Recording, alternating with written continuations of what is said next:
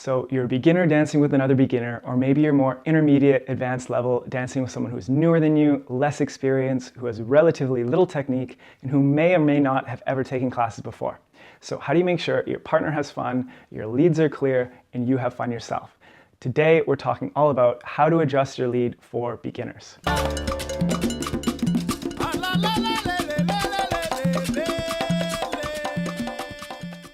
What's up guys, it's Robin here from thedancedojo.com, and if you're looking to improve your social dancing, you've found the right channel. So today we're talking all about how do you adjust to a more beginner follow. So what you've probably realized is everything you learn in class doesn't translate perfectly to the dance floor, especially when your partner is less experienced than you. Because when your partner doesn't understand her role in the lead-follow relationship or has less technique, you need to adjust and compensate for that lack of experience to make the dance enjoyable. So you have to adjust what you do, and you also have to adjust how you do it. First up, you want to adjust what you're doing, the moves you're doing. To do that, you want to dial the difficulty way down so that she feels successful and she's having fun. She doesn't want to feel over-challenged like she's writing a final exam. So if her steps and her timing are a little bit shaky, stick to the basics. Front and back basic, side basic, maybe a right turn, a left turn. You can try a cross-body lead and see how she responds to that. Now, if all the basics seem to be going okay, then try a cross-body lead. If that goes well, try some inside and outside turns. And if that's going well, you can try some cross-body lead variations, like maybe a suave or rejection, but definitely avoid complex handholds because that might distract her from just doing the move that you want her to do, and definitely avoid double turns. She's probably not ready for that. The point is you want to identify what she's able to follow and what she's comfortable with so that you can play within her comfort zone. And so why is this important? Well, to paraphrase Frankie Martinez, it's all about listening before you speak. Listen first, speak second. And the reason for this is because, again, you're in a partnership. You can't just negate or forget the fact that your partner is less experienced than you and just try and do something difficult, for example, and just haul her around the dance floor, drag her around because she's not going to have a good time. It's not going to look very good on your part, and you're probably not going to have fun either because she won't be able to read the signals you're giving her. So don't be one of those don't be one of those leads that's always thinking about themselves and just trying to look cool. There's too many of those people out there. What you want to develop is a sense of empathy, a sense of connectedness to your partner. Again, listen to what your partner is saying to you with their body, how they hold themselves, what seems comfortable to them, what doesn't seem comfortable for them, so that you can adjust and have a more fun, fulfilled, and connected dance. Because really, that's what all of us want. Another thing to keep in mind is your partner might be more familiar with a different style of salsa. And I really notice this a lot when I try and lead someone in a cross-body lead and they seem kind of unfamiliar with it, or you can just tell there's something off when they walk through that cross-body. And that's probably because they dance more of a Cuban or Colombian style of salsa that's rotational. And if that's the case, I tend to stick to moves like the change of place, or what they call the enchufla in Cuban style salsa, which you can do one time, or you can just repeat it back and forth and just catch her on the shoulder.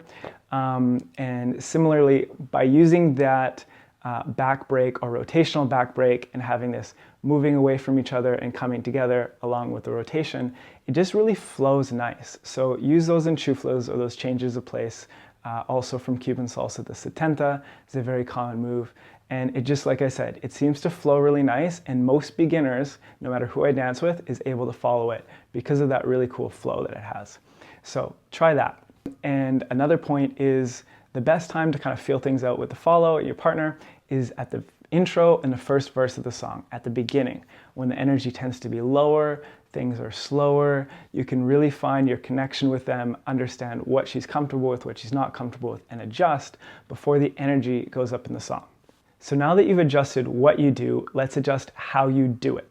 So most beginners are a little shaky on their basic steps, their balance, their timing, so you want to account for that. Let's say you give her a basic right turn. As soon as she finishes that turn, maybe don't send her into another turn or something right away. See how she finishes it. Does she exit with good timing, with balance? If not, give her time to reset, maybe do a couple basics in between so that she's comfortable and ready for the next move.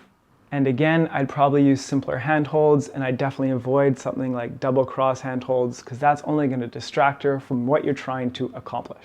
Shorten the lever, and what I mean by that is lead a move closer to her body. So instead of using the hand, you can use the upper arm, the shoulder, or the hip.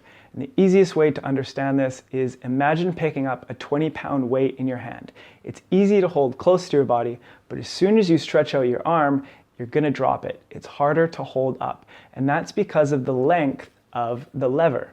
So instead of trying to lead a move from her hand, which is far away from her body, what you could do is use the upper portion of the arm here. So again, if I try and use the lower portion of the arm, if I do a lead, it could bend her elbow. Now, if I lead from the upper portion of the arm, I'm probably going to be more successful at moving her entire frame, her center, because it's closer to her body, it's closer to her center. Likewise, you can lead from the shoulder or the hip and you get a similar effect. Now, along with that, if you're giving a turn and you're turning her to the outside, it's easier for her to disconnect her arm and shoulder from her chest and disassociate them. So when she does that, she's probably not going to read the signal and she's just going to move her elbow backwards. So what you can do is when you lead a turn, lead the turn from the arm across her body. And you can do that from the hand or also from the upper arm, and that's going to make sure she does the turn.